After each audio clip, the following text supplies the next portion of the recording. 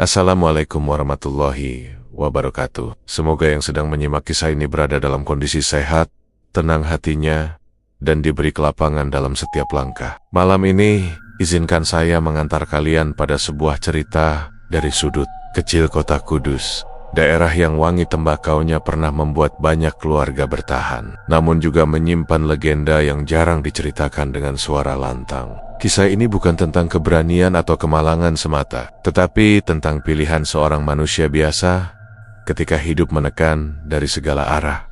Sebelum kita masuk ke bab pertama, bayangkan suasana Kudus menjelang senja, azan dari Menara Kudus bersaut-sautan. Pedagang mulai merapikan lapak, dan angin membawa aroma tembakau kering dari lumbung-lumbung tua. Di tengah hiruk-pikuk yang tampak biasa itu, ada seorang duda bernama Sarwo yang tinggal di rumah kayu peninggalan keluarganya. Hidupnya sederhana, langkahnya pelan, dan tidak ada yang mengira bahwa suatu keputusan kecil yang tampak seperti jalan keluar pada masa sulit akan menyeretnya pada dunia yang tak pernah ia bayangkan. Sebelumnya, cerita ini bukan tentang teror yang langsung datang, melainkan perjalanan pelan menuju sesuatu yang gelap, sesuatu yang bermula dari niat bertahan hidup.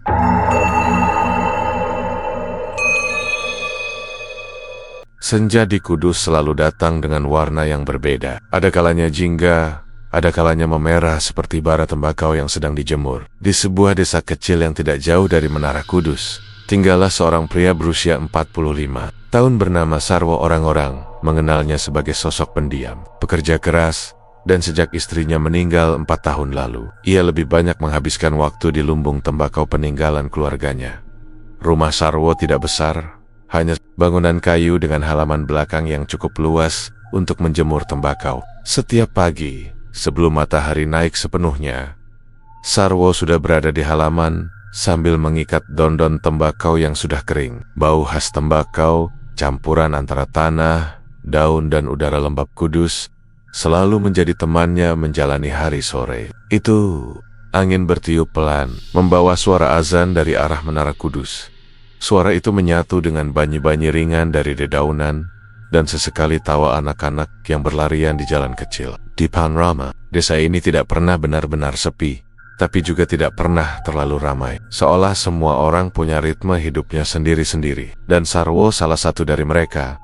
Ia duduk di bangku kecil sambil memperhatikan tembakau yang dijemurnya. Daun-daun itu tampak lebih kusam daripada biasanya, tidak sesegar panen tahan-tahan sebelumnya. Jemari Sarwo menyentuh salah satu ikatan daun, memperhatikan seratnya yang rapuh. Tahun iki pancen angel, wow. Suara seseorang dari belakangnya tiba-tiba terdengar. Sarwo menoleh. Pak Mardi, tetangganya, berjalan mendekat sambil membawa segelas teh panas. Kebiasaan warga desa, teh manis memang selalu menjadi teman obrolan apapun, bahkan ketika masalah yang dibicarakan tidak manis sama sekali. Nih Pak, daunnya pucat, kayak kurang nyawa, jawab Sarwo sambil menghela napas. Pak Mardi duduk di pinggir bel-bel. Kualitas panen turun semua. Wong dari barat sampai timur desa pada ngeluh. Hujan kemarin itu terlalu sering. Sarwo mengangguk pelan. Tapi kok rasanya punyaku paling parah Pak. Lumbung sudah hampir kosong sebelum musim panen berikutnya datang. Ada jeda hening beberapa detik. Angin merambat ke sela-sela daun tembakau, membuat beberapa helai terayun seperti sedang mengangguk. Ikut membenarkan perkataan mereka. Sabar Wo, kata Pak Mardi, suaranya lembut. Usaha itu memang gak selalu manis. Bapakmu dulu kalau panen jelek ya tetap dikerjakan pelan-pelan. Ora usah gugup.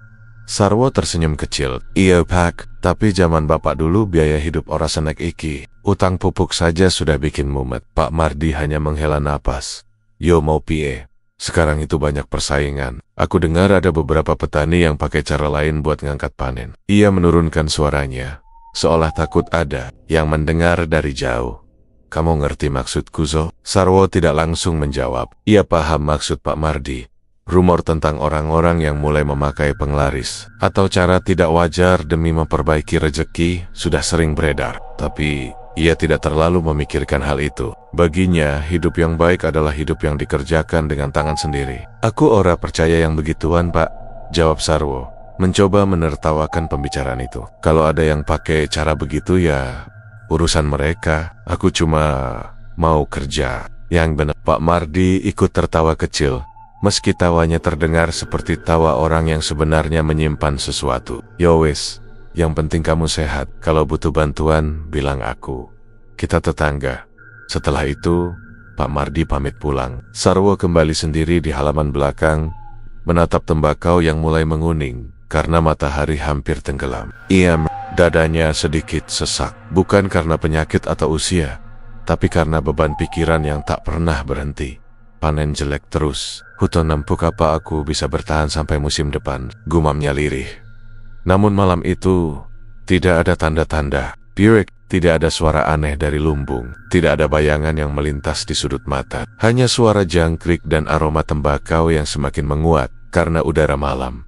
Sarwo menatap langit. Senja sudah berubah menjadi biru tua. Lampu-lampu rumah tetangga mulai dinyalakan satu persatu. Di kejauhan, Menara Kudus tampak seperti siluet hitam yang kokoh terhadap malam.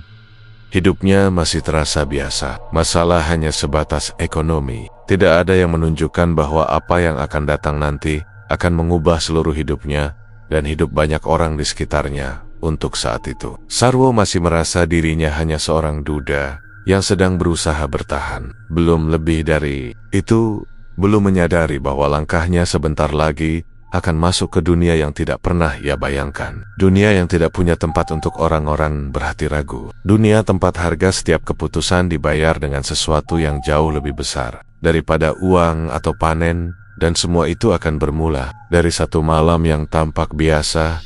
Pagi di Kudus datang dengan embun tipis dan udara yang masih asing disentuh panas. Sarwo berdiri di depan lumbung, mengamati kayu-kayu tua yang mulai rapuh. Bangunan itu sudah berdiri lebih dari 50 tahun. Diwariskan dari kakeknya, lalu turun ke ayahnya, dan akhirnya ke dirinya. Dulu, lumbung itu menjadi kebanggaan keluarga, tempat di mana tembakau terbaik disimpan, dikeringkan, dan dipilah sebelum dikirim ke pengepul di masa ayahnya masih hidup. Pekerjaan mengolah tembakau bukan sekadar mata pencaharian, itu kehormatan. Tembakau itu bukan cuma daun, ujar ayahnya dulu.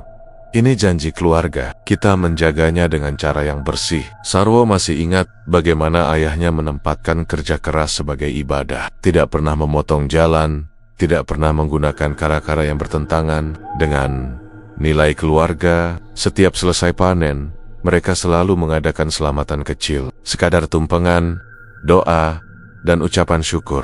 Jangan ngidap pakam leluhur, pesan ayahnya berkali-kali, seolah tahu suatu hari kalimat itu akan diuji. Kini, setelah ayahnya tiada, Sarwo satu-satunya yang menjaga warisan itu. Tapi di balik kebanggaan, ada beban besar yang tidak pernah ia bayangkan. Ia masuk ke dalam lumbung. Bau tembakau kering bercampur aroma kayu tua. Beberapa peralatan produksi tampak rusak. Alat penggulung manual patah di bagian sisi.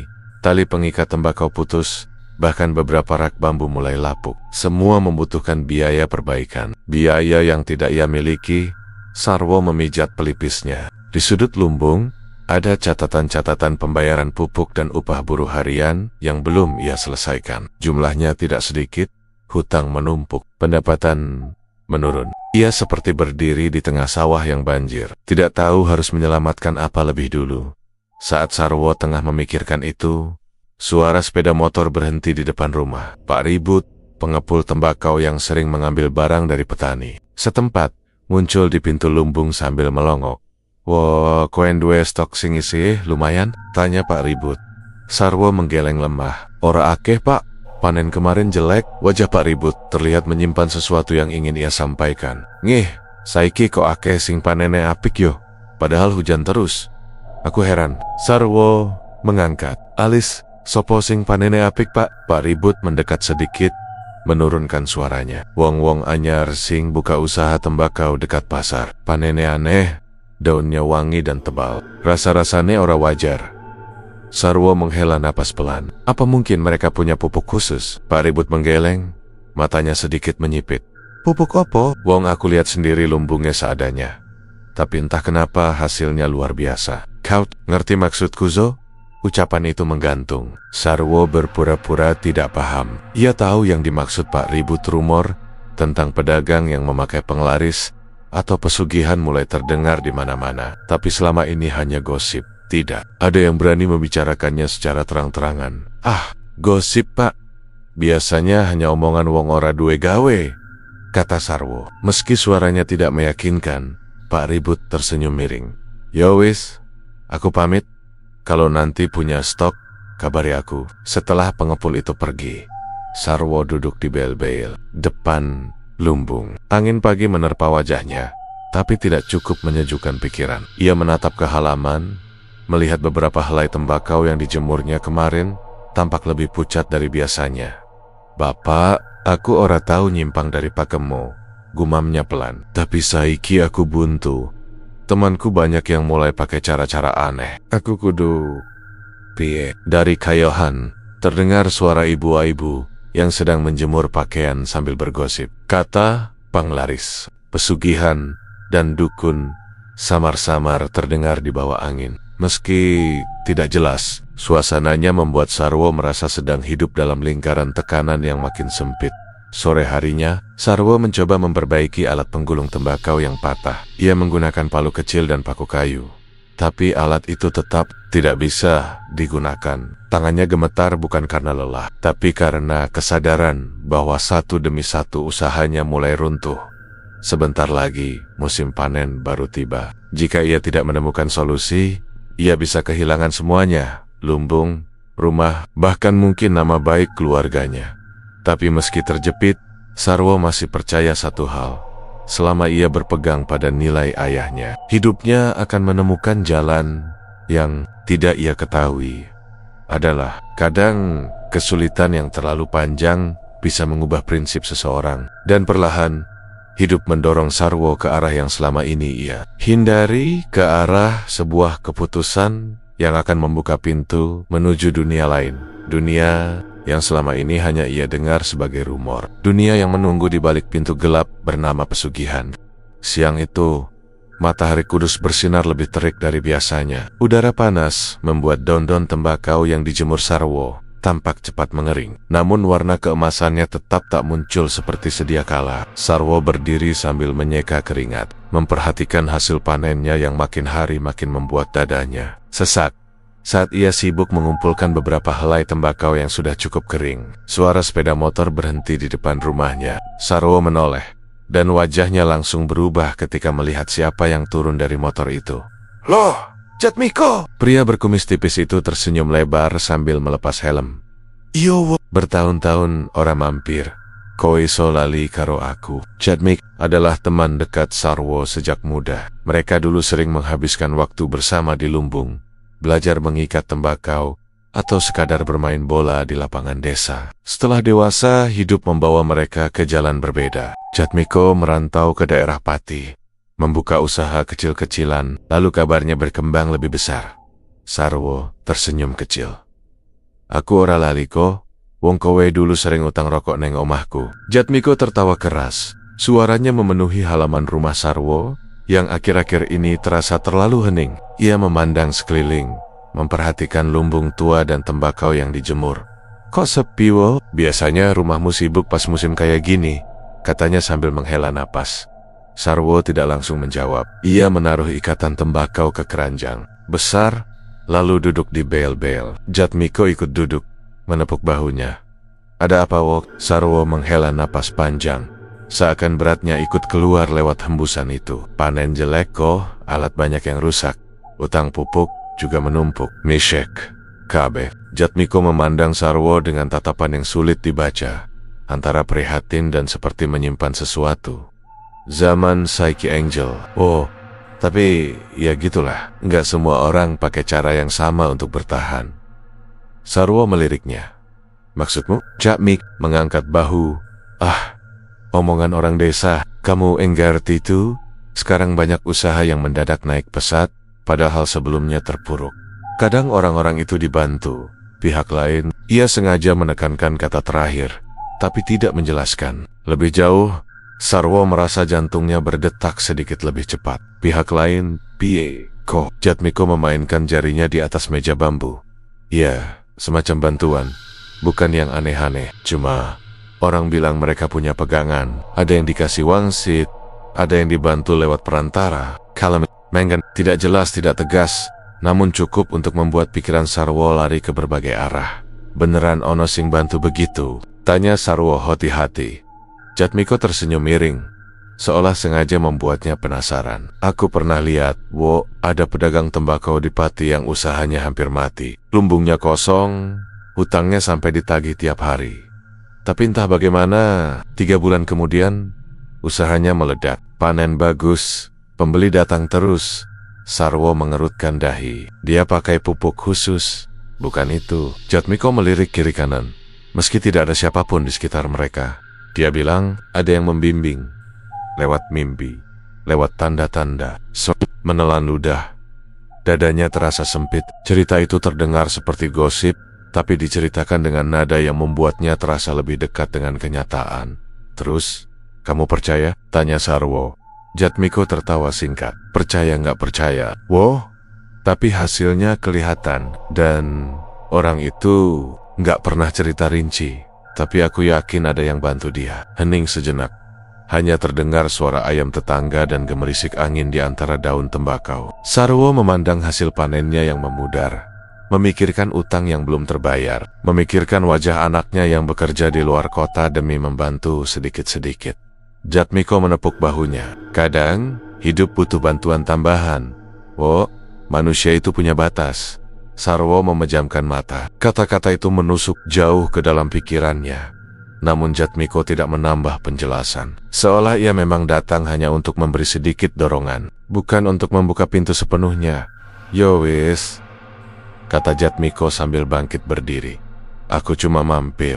Kapan-kapan tak dolan maneh. Semoga panenmu membaik. Setelah ia pergi, Sarwo tetap duduk diam. Ia memandang lumbung, memandang tembakau, memandang langit. Tak pernah dalam hidupnya ia membayangkan akan terpikir untuk berbelok dari pakem ayahnya. Namun hari demi hari, tekanan makin besar. Dan kata-kata Jatmiko seolah menjadi bayangan yang mengikuti kemanapun pikirannya bergerak. Mungkin ada cara lain? Gumam Sarwo Leri, sebuah pikiran kecil nyaris tak terdengar, mulai tumbuh dalam dirinya. Pikiran yang akan membawanya ke jalan yang tidak pernah ia bayangkan sebelumnya. Pikiran tentang jalan pintas, jalan yang samar, gelap, dan belum tentu bisa ia kembalikan jika sudah melangkah beberapa hari setelah kedatangan Jatmiko. Pikiran Sarwo tidak pernah benar-benar tenang. Kata-kata temannya itu terus berputar di kepalanya, seperti angin yang berputar-putar di antara daun tembakau di halaman belakang. Setiap kali ia berusaha melupakan, kenyataan menghantamnya lagi. Hasil panen menurun, alat produksi rusak, dan tagihan pupuk masih belum terbayar. Pagi itu, Jatmiko kembali mampir. Tidak seperti kemarin, wajahnya terlihat lebih serius. Ia duduk di bal-bal, sambil memandangi tembakau yang warnanya sudah tidak sekuat dulu. Wo, aku ngerti kamu lagi susah, kata Jatmiko perlahan. Aku mikir-mikir, mungkin aku bisa bantu sedikit, bukan uang, tapi informasi. Sarwo berhenti mengikat tembakau. Informasi opo? Jatmiko menelan ludah sebelum melanjutkan. Kowe ngerti daerah lereng Muria kan? Di sana ada seseorang, dukun, tapi bukan dukun sembarangan. Namanya Mbah Ganda. Banyak yang bilang dia bisa bantu orang yang buntu. Tapi caranya, ya, kamu pikir sendiri. Sarwo langsung merasa dadanya mengencang. Ko, aku ora butuh yang aneh-aneh. Aku cuma pengen kerja jujur. Jatmiko mengangguk, tetapi matanya menunjukkan ia tidak sepenuhnya percaya dengan pernyataan itu. Aku ngerti, Wo. Tapi keadaanmu saiki beda. Orang-orang yang kamu lihat tiba-tiba sukses itu, kebanyakan pernah datang ke dia. Sarwo memalingkan muka, menatap lumbung tuanya yang retak di beberapa bagian. Ia tidak berkata apa-apa, tidak mengiyakan, tidak menolak. Jatmiko berdiri, menepuk bahunya sekali. Kowe pikir aku cuma ngomong, urusannya tetap keputusanmu. Setelah itu, ia pergi meninggalkan Sarwo yang masih diam termenung. Malamnya, saat tidur, Sarwo mengalami mimpi yang aneh. Mimpi yang sama, berulang 3 kali dalam seminggu terakhir. Dalam mimpi itu, ia berdiri di dekat sebuah sendang tua. Airnya jernih namun memantulkan bayangan yang tidak wajar. Ada bunga kantil mengambang, dan bau dupa memenuhi udara. Dari Keihihan, Sebuah suara, entah suara laki-laki atau perempuan, memanggil pelan, "Maria, kemarilah." Setiap kali ia mendekat, ia terbangun dengan napas terengah. Pada awalnya, Sarwo mengira itu hanya mimpi, akibat pikiran yang terlalu penuh. Tapi semakin sering mimpi itu muncul, semakin sulit ia mengabaikannya. Seolah ada yang memanggil dari tempat nyata, bukan sekadar dari alam bawah sadarnya, hingga akhirnya, pada suatu malam yang sunyi, ketika angin hanya berbisik pelan dan suara genggong malam terdengar sayup, Sarwo memutuskan untuk keluar rumah. Ia mengambil jaket tipis, menyalakan lampu senter kecil, dan berjalan melewati jalan desa yang sudah lengang. Bulan menggantung di langit seperti cahaya redup yang enggan padam. Jalan menuju Sendang Keramat di dekat lereng Muria bukan jalur yang biasa ia lewati malam hari, tetapi langkah kakinya terasa seperti didorong sesuatu. Beberapa kali ia ragu dan hampir berbalik arah. Namun, bayangan utang dan panen jelek terus menghantui pikirannya. Cuma, lihat sebentar, tidak ada salahnya, gumamnya mencoba menenangkan diri. Perjalanan menuju Sendang melewati kebun bambu dan jalan setapak yang menurun. Udara mulai terasa lebih dingin. Aroma lembab tanah bercampur wangi rumput menjalar di sekeliling. Ketika ia menuruni jalan kecil terakhir, suara air mengalir pelan terdengar dari kejauhan. Sendang itu terletak di balik kumpulan batu besar, dikelilingi beberapa pohon tua. Biasanya tempat itu ramai pada siang hari, karena warga mengambil air. Tetapi malam itu terasa seperti tempat yang berbeda, lebih sunyi, lebih asing, lebih berat. Sarwo berdiri beberapa langkah dari bibir Sendang. Lampu senternya menyapu permukaan air, lalu ia melihatnya. Bunga kantil mengambang di tengah air, persis seperti dalam mimpinya. Ia menelan ludah, lalu mengarahkan senter sedikit ke samping. Di tepian, ada sisa-sisa dupa yang sudah padam, batangnya gosong separuh. Ada juga beberapa kelopak bunga merah dan putih yang masih basah. Bahkan ada bekas lilin kecil yang sudah meleleh separuh. Semua itu jelas bekas ritual, dan bukan ritual biasa. Sarwo mundur selangkah, bulunya merinding tanpa ia minta. Hatinya berdebar cepat. Antara takut dan penasaran, sesuatu di dalam dirinya berbisik bahwa ia tidak seharusnya berada di sana. Tetapi bagian lain dari dirinya merasa tempat itu memang sedang menunggunya. Angin malam tiba-tiba bertiup kencang, membuat permukaan air bergoyang. Daun bambu di atasnya berdesik seperti suara seseorang sedang berbisik.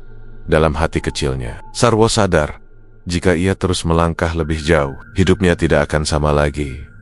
Ia berdiri lama di tepian Sendang, mencoba memahami isyarat yang muncul, entah dari mana, dan malam itu menjadi awal dari hubungan yang tidak pernah ia inginkan. Hubungan dengan dunia yang selama ini hanya ia dengar sebagai rumor gelap dari warga desa. Dunia yang akan menjeratnya lebih dalam daripada yang ia bayangkan. Pagi setelah kunjungannya ke Sendang Keramat, Sarwo terbangun dengan tubuh terasa berat. Kepalanya seperti dipenuhi kabut. Ia tidak tahu apakah ia menyesal pergi ke sana, atau justru semakin penasaran. Yang jelas, mimpi yang selama ini mengganggunya mendadak berhenti, dan berhentinya mimpi itu justru membuatnya makin gelisah seharian. Ia mencoba menyibukkan diri dengan menjemur tembakau, memperbaiki anyaman rak pengering, dan mencatat persediaan daun. Namun di sela-sela kegiatannya, pikiran tentang Sendang itu terus kembali, lalu beralih pada ucapan Jatmiko tentang dukun di lereng Muria, Mbah Ganda. Nama itu terdengar samar tapi mengganggu, seperti bisikan yang terus mengetuk pintu pikirannya. Menjelang sore, Sarwo menyerah. Ia mengambil mantelnya, mengunci pintu rumah, dan berjalan ke arah jalan tanah yang mengarah ke Gunung Muria. Ia berencana hanya melihat-lihat, tapi ia sendiri tahu itu bohong. Dari awal ia sudah berniat mencari orang itu.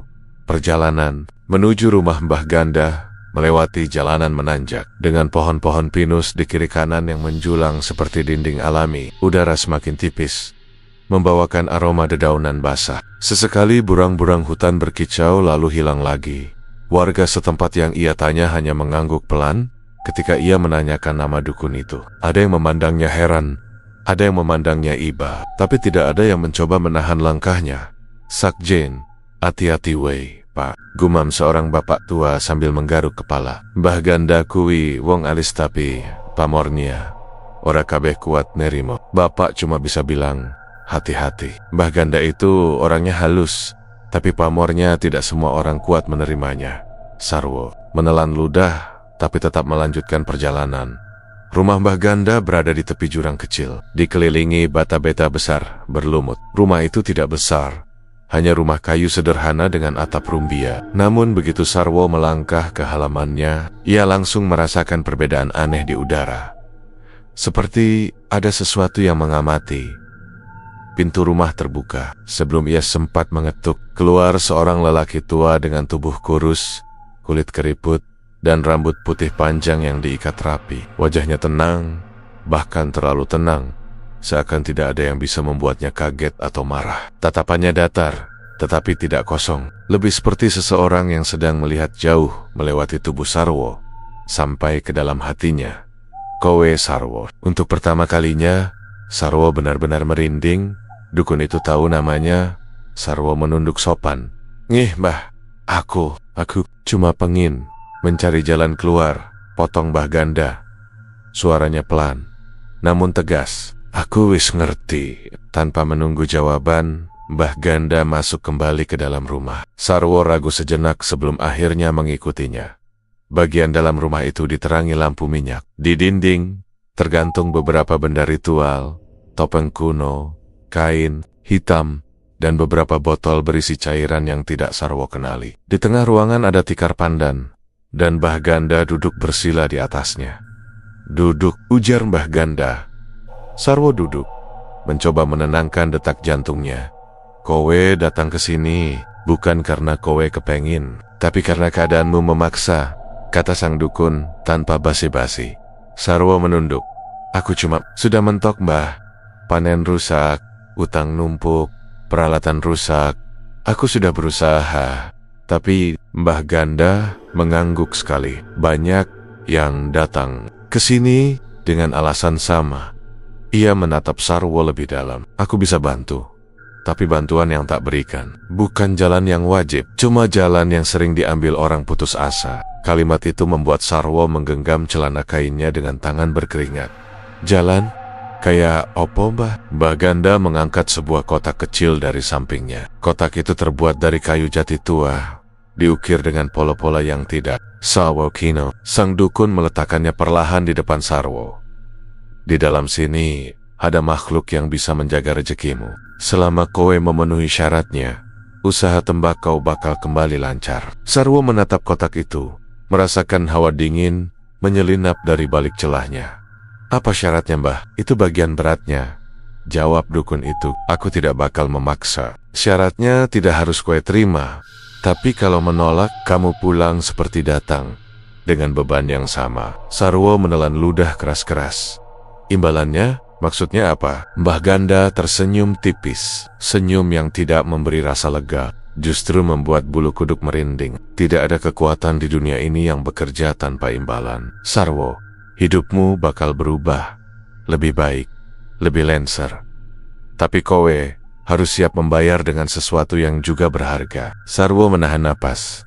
"Apa? Aku bakal kehilangan sesuatu, Mbah." Mbah Ganda tidak menjawab langsung. Ia menatap keluar jendela, ke arah hutan pinus. Yang datang ke sini biasanya pulang dengan nasib baru. Tapi nasib baru selalu menuntut bagian yang dulu tidak pernah mereka sadari. Sarwo mengangguk pelan. "Aku butuh waktu mikir, Mbah." Mbah Ganda tersenyum tipis.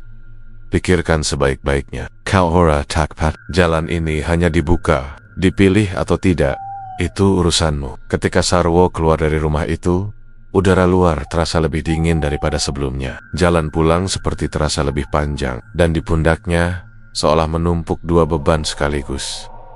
Beban hidupnya yang berat, dan beban keputusan yang mungkin akan mengubah seluruh hidupnya selamanya.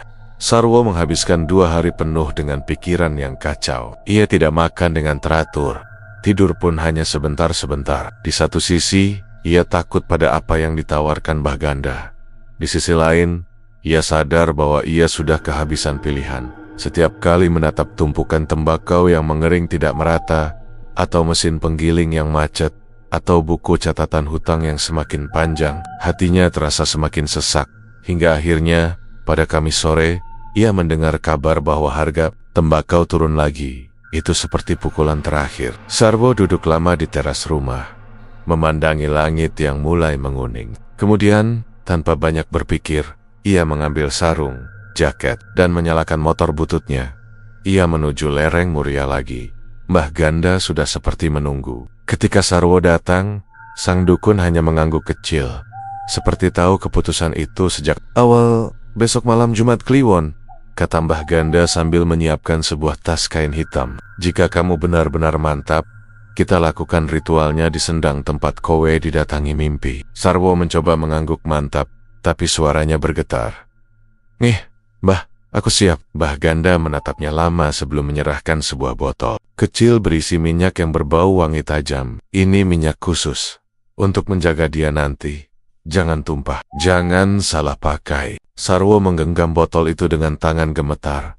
Malam Jumat Kliwon datang dengan langit gelap pekat. Angin dari arah gunung terasa dingin dan lembab, membuat setiap langkah Sarwo seakan berat. Ia mengikuti Mbah Ganda melewati jalan setapak, menuju sendang. Lampu Petromax kecil di tangan sang dukun menyorot samar jalanan yang licin. Ketika sampai, sendang itu tampak berbeda, lebih gelap, lebih sunyi, dan entah kenapa, lebih luas dari biasanya. Airnya memantulkan cahaya kecil dari lampu Petromax, namun memantulkan bayangan yang seperti bergerak sendiri. Duduk, kata Mbah Ganda perlahan. Sarwo duduk bersila di sebelah sang dukun, tepat di depan batu besar yang menghadap sendang. Mbah Ganda membuka tas kain hitamnya. Dari dalamnya ia mengeluarkan beberapa benda, bunga kantil, seikat dupa, mangkuk kecil berisi minyak khusus, dan ayam cemani yang diikat dengan kain putih. Terakhir, Mbah Ganda mengeluarkan kotak kayu jati kecil. Kotak itu sama seperti yang Sarwo lihat di rumah sang dukun, namun malam ini terlihat berbeda, lebih berat, seperti menyimpan sesuatu yang bernapas. Sarwo menelan ludah. Ritual ini bukan untuk memanggil, kata Mbah Ganda pelan, menyalakan dupa satu per satu. Bukan pula untuk memaksa. Ritual hanya untuk membuka jalannya. Jika dia mau datang, dia akan datang. Asap dupa perlahan menari di udara malam, membentuk lingkaran tipis yang tampak tidak wajar. Aroma wangi dan getir bercampur, membuat Sarwo merasa seperti kepalanya melayang. Bah, apakah ini aman? Tanya Sarwo lirih. Tidak ada jaminan, jawab Mbah Ganda jujur. Tapi dia memilih manusia yang hatinya sudah siap menerima konsekuensi. Kamu sudah dipanggil 3 kali lewat mimpi. Berarti dia sudah melihatmu. Sarwo menggigit bibir, tidak berani bertanya lebih. Kemudian, dengan perlahan dan sangat hati-hati, Mbah Ganda membuka kotak kayu jati itu. Di dalamnya, terbaring sesuatu yang kecil dan mengerikan. Sebuah jenglot, tubuhnya kecil, tidak lebih panjang dari tangan bayi. Kulitnya menghitam seperti kayu hangus. Rambut panjang kusut menjuntai menutupi sebagian wajahnya, dan tangan kecilnya menggenggam seperti sedang mencakar sesuatu. Sarwo terpaku. Rasanya seperti melihat patung kecil dari mimpi buruk, namun lebih nyata, terlalu nyata. Dia tidak bergerak, bisik Sarwo. Dia tidak pernah bergerak seperti manusia, jawab Mbah Ganda. Baginya, diam justru tanda ia menerima. Kala dia menolak, kowe sudah dapat firasat buruk sejak tadi. Sarwo menelan ludah lagi. Lebih berat kali ini. Dukun itu mengambil ayam cemani, menyentuh jidat hewan itu pelan, lalu mengucapkan mantra pelan-pelan. Suaranya rendah, hampir tidak terdengar, bercampur dengan desir angin. Kemudian, dengan gerakan cepat namun tenang, Mbah Ganda mengambil pisau kecil dan menggores sedikit leher ayam itu. Darah menetes ke mangkuk kecil.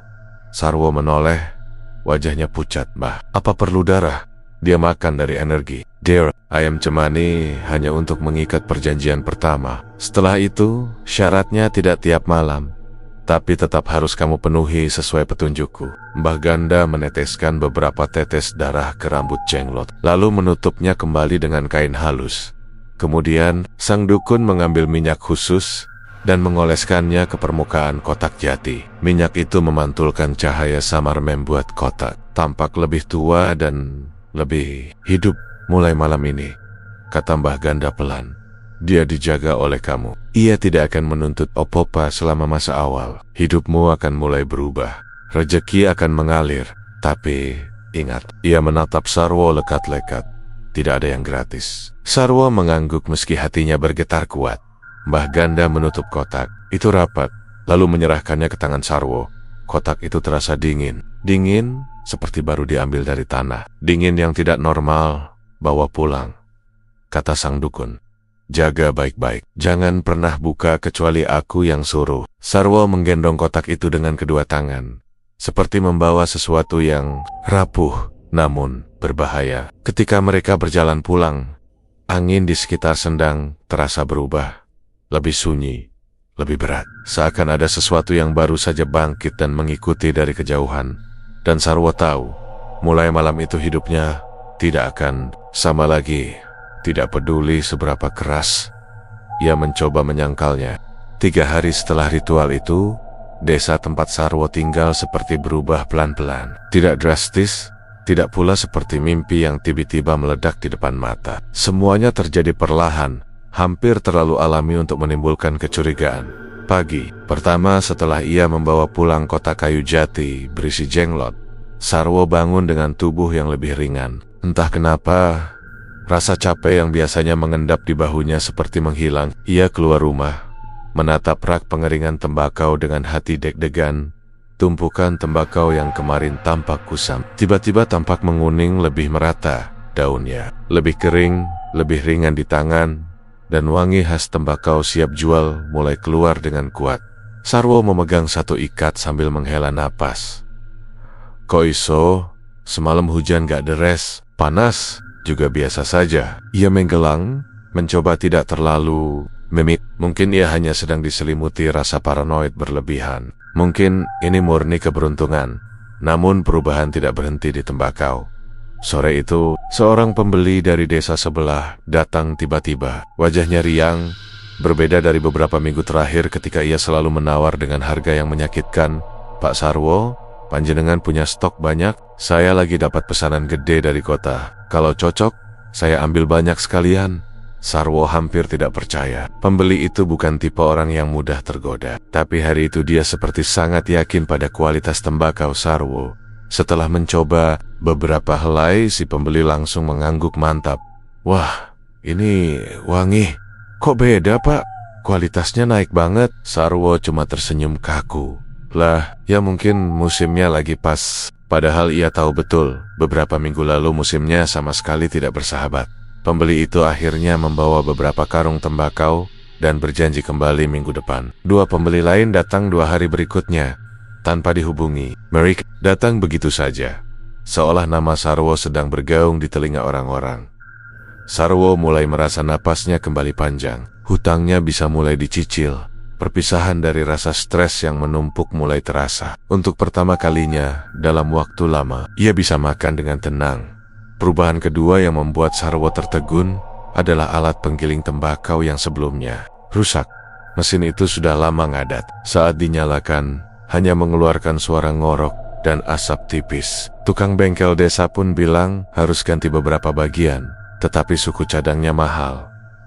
Suatu pagi, karena terburu-buru, Sarwo mencoba menyalakannya. Tanpa harapan, nyoba track, mesin itu hidup, lancar, lebih halus suaranya daripada sebelum rusak. Sarwo milonggo. Ia bahkan membuka mesin itu lagi untuk memastikan tidak ada bagian yang ia perbaiki tanpa sadar. Tidak ada. Mesin itu berjalan tanpa kaget. Mungkin memang waktunya rezeki balik, gumamnya. Meski ada sesuatu di belakang kepalanya yang berkata lain. 3 hari berlalu tanpa gangguan. Sarwo mulai percaya bahwa ritual itu tidak membawa hal buruk dan hanya sekadar energi positif. Ia merasa lebih damai, tidurnya lebih nyenyak, dan kotak kayu jati berisi jenglot ia letakkan di sudut gudang, ditutup kain. Setiap pagi ia menyentuh kotak itu sebentar, bukan membukanya, hanya menyentuh sebagai bentuk rasa terima kasih, lalu pergi bekerja. Semuanya terasa baik, terlalu baik. Namun, pada malam keempat, saat angin bertiup pelan dari arah utara dan suara jangkrik mendominasi pekarangan, Sarwo mulai mendengar sesuatu. Awalnya sangat halus, seperti bunyi ketuk kecil dari dalam gudang. Tek-tik, Sarwo menoleh ke arah gudang. Mungkin tikus, pikirnya. Gudang memang tempat yang digemari hewan kecil. Ia melanjutkan membaca catatan penjualan. Namun suara itu muncul lagi. Kali ini sedikit lebih jelas. Tek, tek, tek. Sarwo berdiri. Hatinya mulai tidak nyaman. Kucing atau biawak kecil, katanya mencoba menenangkan diri. Ia berjalan ke gudang, membuka pintu pelan. Udara di dalam terasa sedikit lebih dingin daripada biasanya. Lampu bohlam kecil menyala redup. Tidak ada tikus, tidak ada kucing, tidak ada hewan. Kotak kayu jati itu terletak di tempat yang sama. Sarwo menelan ludah. Pikirmu aneh-aneh, wo. Copek ini. Ia kembali menutup pintu gudang. Baru 3 langkah menjauh. Suara itu terdengar lagi. Tapi kali ini bukan suara ketukan. Bukan suara benda jatuh. Bukan suara binatang.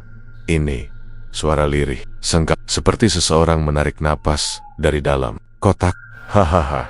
Sarwo berhenti seketika. Darahnya seperti berhenti mengalir. Seluruh bulu kuduknya tegak. Ia berusaha meyakinkan diri bahwa itu hanya suara angin, hanya ilusi, hanya rasa takut yang ia ciptakan sendiri. Tapi suara itu terdengar lagi. Kali ini lebih jelas dan lebih dekat. Hah, itu napas, bukan angin.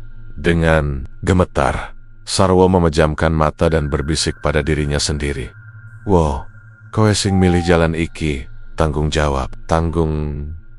Tapi meskipun ia memaksa dirinya tenang, hatinya tahu satu hal. Keajaiban yang datang tanpa alasan selalu membawa bayangan di belakangnya. Dan bayangan itu baru saja mulai bergerak. 3 hari setelah suara aneh dari kotak kayu jati itu muncul, desa mulai diguncang kabar yang membuat suasana berubah mendadak. Pagi-pagi sekali, ketika Sarwo sedang menjemur tembakau, tetangganya, Pak Darji, datang dengan wajah tegang. Wow, wis krungu kabar belum? Sarwo menggeleng. Kabar apa, Pak? Pak Darji menelan ludah, lalu mendekat sedikit, seperti takut ada yang mendengar. Anak mudanya Pak Warto, Tohirin, meninggal mendadak semalam. Sarwo terdiam.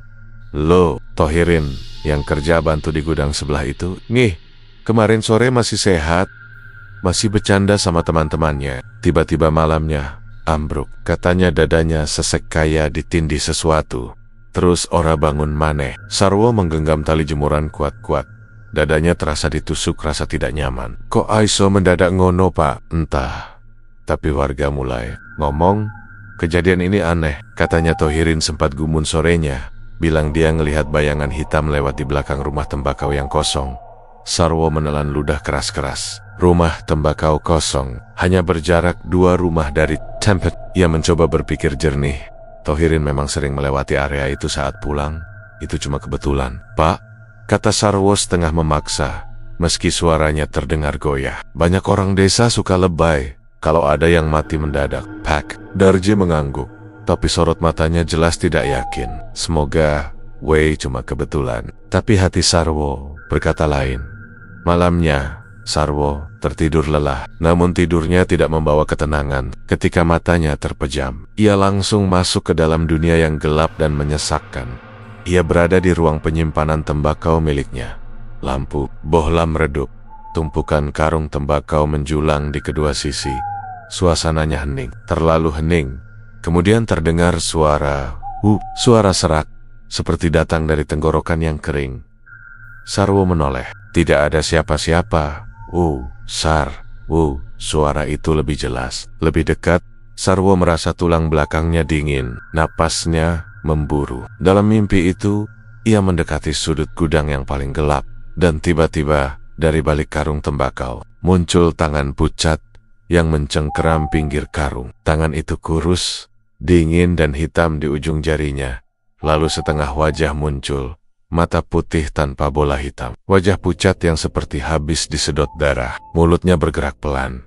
Balik. Sarwo terbangun dengan teriakan yang tertahan di tenggorokannya. Kaosnya basah oleh keringat. Dadanya naik turun cepat, seakan belum cukup menegangkan. Dari arah gudang terdengar suara tek, tek, tek, seperti kotak kayu jati itu bergerak. Sendiri, Sarwo menutup kedua telinganya, menggeleng keras-keras. Tidak. Ini cuma mimpi, cuma pikiranku aja. Namun suara itu tidak berhenti. Kadang pelan, kadang seperti ada yang mengetuk dengan kuku panjang. Tek, tek, tek. Beberapa hari berikutnya, keadaan tidak membaik. Malahan, semakin kacau. Warga desa mulai resah. Bukan hanya soal kematian Tohirin yang mendadak tanpa penyakit, tetapi beberapa kejadian lain ikut menambah ketakutan.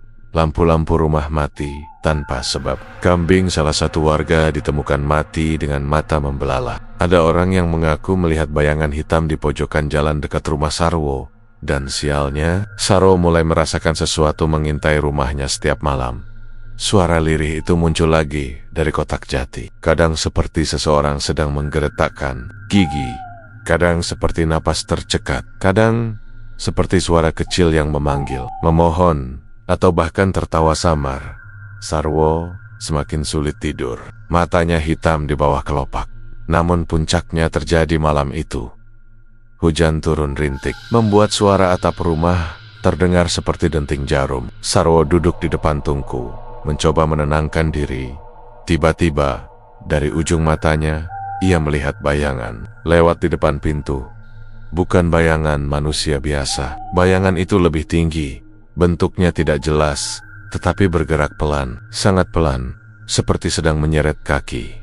Sarwo berdiri spontan. Sopo kue? Tidak ada jawaban. Hanya suara embusan angin yang terasa terlalu dingin untuk ukuran malam biasa. Ia melangkah keluar, membawa lampu minyak. Bayangan itu berdiri beberapa langkah dari rumahnya, tanpa bentuk pasti, gelap pekat tapi tinggi, dan seperti bergetar, halus. Lalu dari balik bayangan itu muncul wajah. Wajah Tohirin, pucat, hampa, matanya kosong, bergeser pelan ke arah Sarwo. Pak, Sarwo. Suara itu serak, seperti dari tenggorokan yang rusak. Sarwo mundur tersentak, tetapi kakinya tidak bisa bergerak jauh. Wajah itu mendekat sedikit. Kenapa aku dipilih? Sarwo hampir ambruk. Aku orang ngerti. Aku enggak. Namun, sebelum ia bisa menyelesaikan kalimatnya, bayangan itu menghilang. Seolah ditelan kegelapan, Sarwo jatuh terduduk. Tangannya gemetar hebat. Dadanya serasa ditindih saat ia kembali menatap rumahnya. Ia melihat sesuatu yang membuat lututnya lemas. Pintu gudang terbuka sendiri, dan di dalamnya, kotak kayu jati itu tidak lagi berada di tempat semula. Kotak itu berpindah, tepat ke pintu gudang, seolah ada yang mendorongnya dari dalam. Sarwo memejamkan mata, menahan rasa ngeri yang menguasai seluruh tubuhnya. Ia sudah tahu apapun yang terjadi pada Tohirin tidak lagi kebetulan.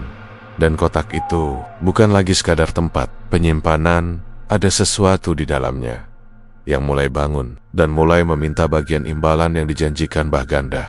Sarwo tidak bisa lagi menunggu. Malam setelah bayangan Tohirin muncul, ia langsung mengambil jaket dan lampu minyak. Tanpa menoleh, ia melangkah keluar menuju sendang, tempat ritual pertama kali dilakukan. Angin berhembus kencang, membuat dedaunan bergetar seperti bisikan-bisikan halus yang menyertai langkahnya.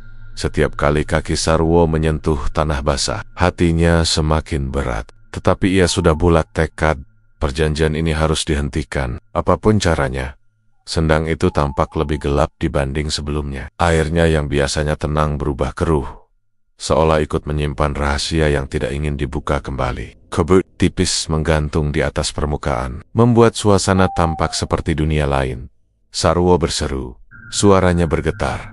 Mbah Ganda, aku arep ngendikan. Mbah. Suara gemericik air terdengar. Tidak ada jawaban.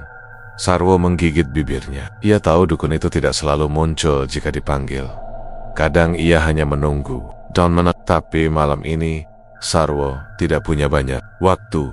Akhirnya, dari balik pepohonan sebelah barat sendang, terdengar langkah berat. Lalu sosok Mbah Ganda muncul.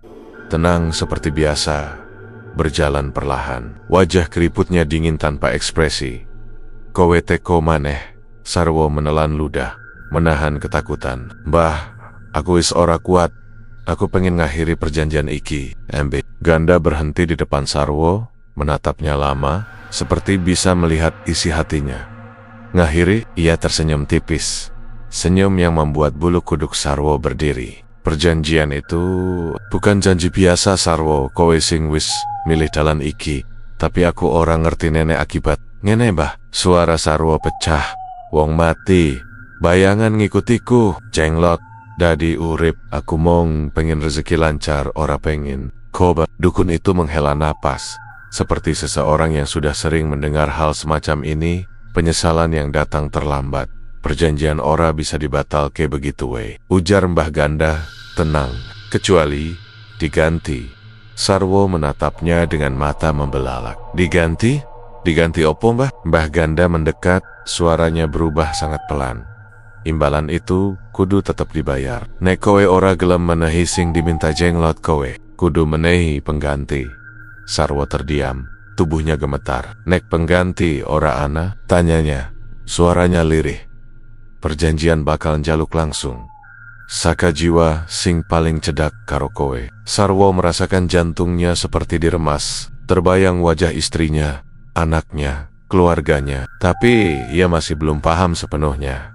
Tapi, siapa sing dimaksud paling cedak? Mbah Ganda menatapnya seolah itu pertanyaan bodoh. Anakmu, Sarwo sing sebentar maneh arep bali saka rantau. Dera. Sarwo serasa berhenti mengalir. Ia mundur beberapa langkah. Mbah, ora mungkin anakku dijupuk. Perjanjian wis mlaku. Ganglat wis mut. Nek korban sewengi ora ditindakake, ia bakal njupuk korban. Diu Sarwo tersungkur ke tanah. Air matanya mengalir. Mbah, batalkan we. Mbah sengeng perjanjian kui.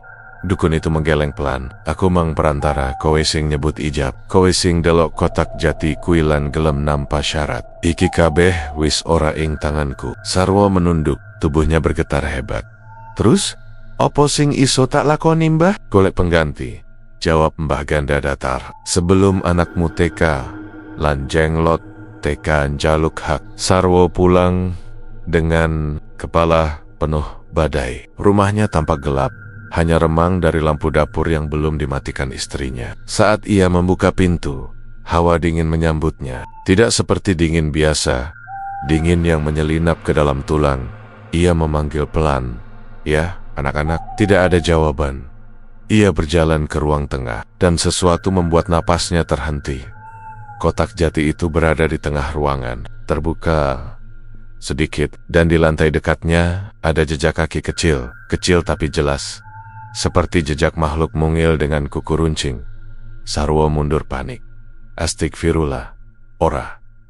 Dalam keheningan itu terdengar suara pelan, saar. Jenglot muncul dari balik lemari.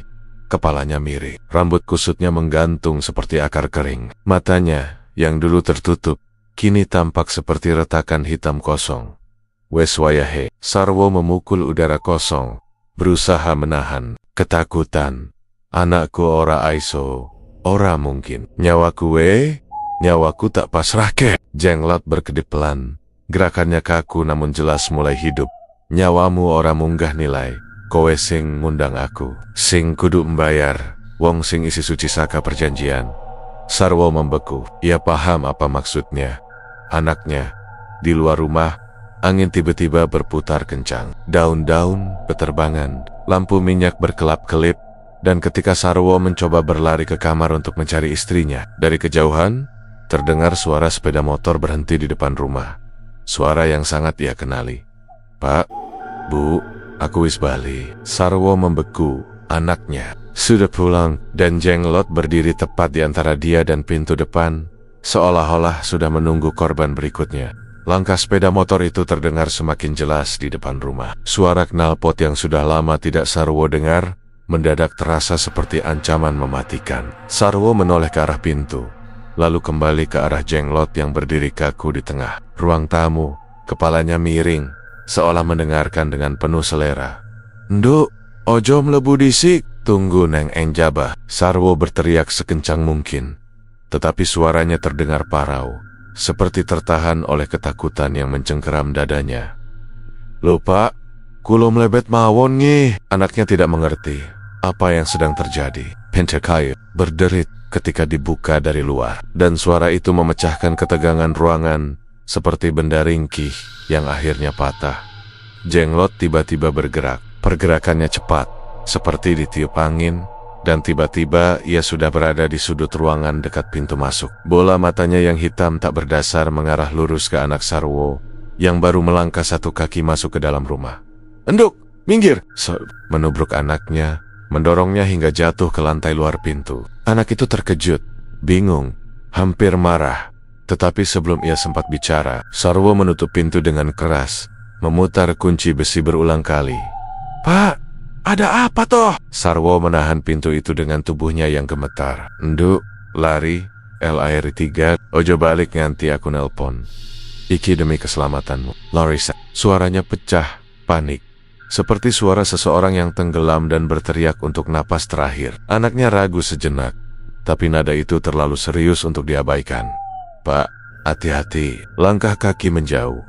Sarwo menghela napas. Namun napas itu terpotong ketika dari belakangnya terdengar suara geraman kecil, seperti suara binatang kecil yang sedang lapar. Ruang tamu rumahnya bergetar pelan. Lampu minyak berkedip, bayangan-bayangan bergerak liar di dinding. Kotak jati tempat jenglot disimpan kini tergeletak di lantai, retak, terbuka lebar, dan jenglot itu bukan lagi sekadar makhluk mungil diam. Tingginya kini hampir setinggi lutut orang dewasa. Rambutnya menjuntai seperti rumput liar basah, kulitnya gelap dan retak-retak. Matanya memancarkan cahaya merah redup seperti bara yang dipaksa hidup. Setiap gerakannya terdengar seperti bunyi tulang digerakkan paksa. Sarwo bergidik, tenggorokannya kering. Cukup sampean wis antek jatah, ora ono korban maneh, ora ono tumbal maneh. Jenglot mengeluarkan suara serak, panjang, hampir seperti mengorok. Perjaan, GI, ia bergerak mendekat perlahan. Kuku-kukunya yang panjang menyeret lantai kayu, menciptakan suara yang membuat telinga terasa sakit. Sarwo meraih pisau panen di dekat tungku kayu. Tangannya gemetar, tapi tatapannya penuh putus asa. Nek kudu aku sing bayar. Tiba-tiba angin besar menerjang masuk dari celah-celah papan rumah. Semua pintu dan jendela bergetar keras. Tempat penyimpanan tembakau di belakang rumah menimbulkan suara gedebuk seolah ada yang menghantam dari dalam. Bayangan tinggi seperti manusia tampak berdiri di ambang pintu. Gudang, bayangan Tohirin. Ia tidak bergerak, hanya menatap Sarwo dengan sorot mata kosong, seolah menegaskan bahwa semua ini sudah telanjur sampean. Kenapa balik? Tanya Sarwo lirih. Namun bayangan itu tidak menjawab. Jenglot menggeram semakin keras, kemudian melompat ke arah Sarwo dengan kecepatan yang mustahil. Sarwo mengayunkan pisau seadanya, namun Jenglot menepisnya hingga pisau itu terpental menghantam dinding. Makhluk itu memanjat tubuh Sarwo seperti seekor kucing besar, mencengkeram bahu dan dengkulnya dengan kuku tajam. Sarwo terjatuh, menahan napas, menahan sakit luar biasa ketika kulitnya robek. Aku, ora bakal engganoki kawan. Sarwo meraih kotak jati yang retak dan menghantamkan sisinya ke kepala Jenglot. Makhluk itu tersentak, terpental beberapa langkah, memberi Sarwo waktu untuk bangkit walau terhuyung. Ruang tamu dipenuhi suara perabot pecah, angin bergulung, dan suara geraman panjang dari Jenglot yang semakin besar. Makhluk itu kini berdiri tegak, tulang punggungnya memanjang, bahunya melebar. Bahkan bayangannya mulai membesar di dinding. Ia membuka mulutnya lebar, terlalu lebar untuk ukuran tubuhnya. Tumbal. Sarwo menahan air mata. Ia tahu hanya ada dua pilihan, melawan dan mati, atau menyerahkan diri agar keluarganya selamat. Ia menatap pintu yang terpisah beberapa meter saja. Di balik pintu itu, anaknya mungkin masih menoleh, mungkin masih mendengarkan, mungkin masih berharap ayahnya membuka pintu dan berkata semuanya baik-baik saja. Tapi Sarwo tahu, tidak ada baik-baik saja untuk orang yang pernah memilih jalan seperti ini. Ia berdiri tegak, menantang Jenglot. Kau penjen tumbo, iki tumbalmu. Sarwo membuka tangannya lebar, membiarkan tubuhnya tanpa perlindungan. Jenglot melompat, lebih cepat dari sebelumnya, lebih beringas, penuh amarah. Tubuh kecil itu menerjang Sarwo, dan keduanya menghantam lantai kayu dengan keras. Ruang tamu redup perlahan, suara angin berhenti, lampu minyak mati, rumah menjadi gelap total. Pagi hari, warga menemukan rumah Sarwo dalam keadaan porak-poranda. Pintu depan terbuka, dan angin pagi berhembus masuk seolah rumah itu hanya mengalami malam biasa. Tidak ada tanda Sarwo, hanya goresan mendalam di lantai, kotak jati yang hancur, dan bau dupa samar yang tersisa. Anaknya ditemukan duduk di beranda rumah tetangga, pucat dan bingung, tidak mengerti apa yang terjadi. Hanya ingat ayahnya berteriak, menyuruhnya lari. Sarwo tidak pernah ditemukan. Sebagian warga berbisik bahwa ia melarikan diri. Sebagian lagi percaya ia dibawa makhluk yang tidak seharusnya ia undang. Rumah itu akhirnya dibiarkan kosong. Tak ada yang berani mendekat setelah matahari terbenam. Dan dari dalam gudang penyimpanan tembakau, beberapa malam kemudian, Wak bersumpah mendengar suara kecil bergema.